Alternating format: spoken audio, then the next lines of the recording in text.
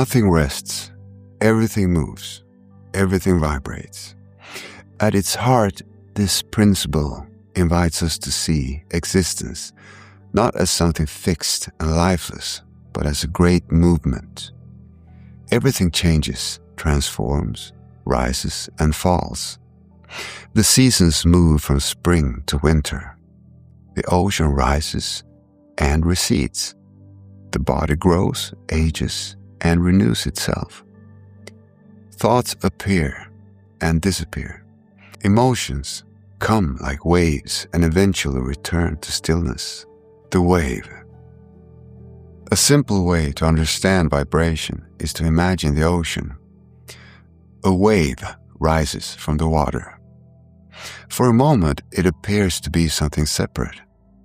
Then it falls back into the ocean from which it came. Our emotions are much the same. Anger rises, fear rises, joy rises, sadness rises. We often make the mistake of saying, "I am angry," or "I am afraid," as though the emotion defines us. But perhaps it's more useful to say, anger is moving through me. The wave is real, but it is temporary. Watch the wave. When a strong emotion appears, do not immediately act upon it. Pause just for a second. Take 3 deep breaths and notice where the emotion exists in your body. And then ask yourself, can I allow this feeling to exist without obeying it? You are now learning to become the ocean rather than being carried away by every wave. Your inner vibration. The principle can also be applied to the atmosphere you create around yourself. Imagine striking a tuning fork. Another nearby tuning fork can begin to resonate with it. Human beings also influence one another. Spend 1 hour with someone who is constantly complaining, and you may notice yourself complaining more. Spend time with someone who is peaceful and attentive, and you may naturally become calmer. Listen to peaceful music. Walk through nature. Read something inspiring, or have a meaningful conversation, and your inner state can change. This gives us a practical question. What am I repeatedly exposing my mind to? Your environment is constantly shaping you, so choose it carefully, changing the state. When you feel mentally trapped in a negative pattern, change something physical.